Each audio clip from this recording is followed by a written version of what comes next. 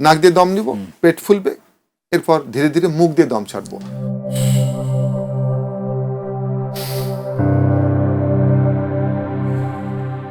এরপর বলবো আরাম আরাম আরাম, এটা একটা কোড। এরপর 19 থেকে 0 গণনা করব এবং বলবো যে আমি এখন 19 থেকে 0 গণনা করে পৌঁছে যাব মনের বাড়িতে। একটা মানুষ কিভাবে মেডিটেশন করবে এটা একটু দেখিয়ে দেন এবং দিনে কয়বার করবে? একজন ব্যক্তি যখন মেডিটেশন করবেন, আমার মতে যেটা মনে হয়েছে, আমি কয়েক রকম ধ্যান চর্চা করেছি, শিখেছি। এর ভিতরে বেস্ট হচ্ছে কোয়ান্টাম মেথড, বাংলা ভাষায় সহজ। এবং কিভাবে আমি করি আমি একটু দেখাই। প্রথম হচ্ছে মেরুদণ্ড সোজা করে চেয়ারে বসবো, মেরুদণ্ড সোজা, 2 হাত আমি হাঁটুর উপর হালকাভাবে রাখবো এবং চশমা খুলে রাখবো যদি চশমা অভ্যাস থাকে। হালকাভাবে চোখ বন্ধ করব, নাক দিয়ে দম নিব, পেটে, যেরকম অ্যাবডোমিনাল ব্রিদিং, আমি রিল্যাক্স করতে চাচ্ছি, দমটা বুকে নয় পেটে নিব। নাক দিয়ে দম নিব, পেট ফুলবে, এরপর ধীরে ধীরে মুখ দিয়ে দম ছাড়বো।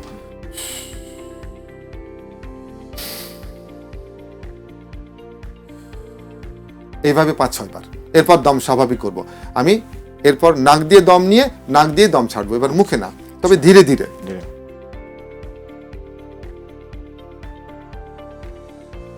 অর্থাৎ নাক দিয়ে দম নিচ্ছি পেটে, ধীরে ধীরে নাক দিয়ে দম ছাড়ছি 5-6 বার।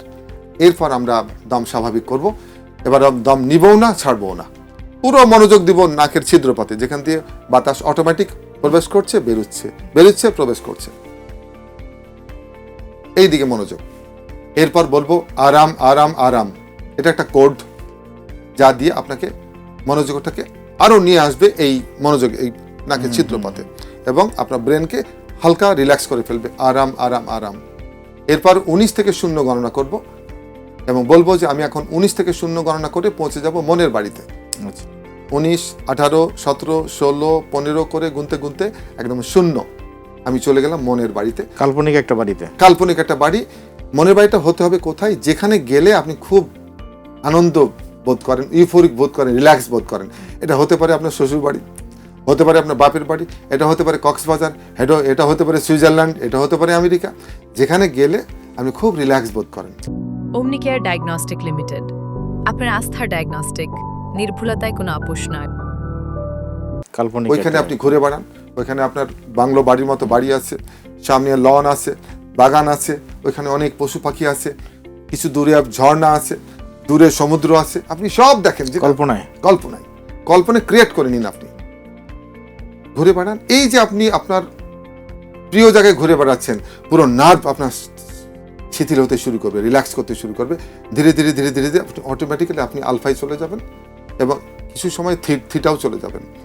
এবং বিজ্ঞানীরা বলছেন আপনি যখন কিছুক্ষণ আলফায় অবস্থান করবেন, এটা হচ্ছে শরীরের রিকভারি ফেজ, রিকভারি স্টেজ।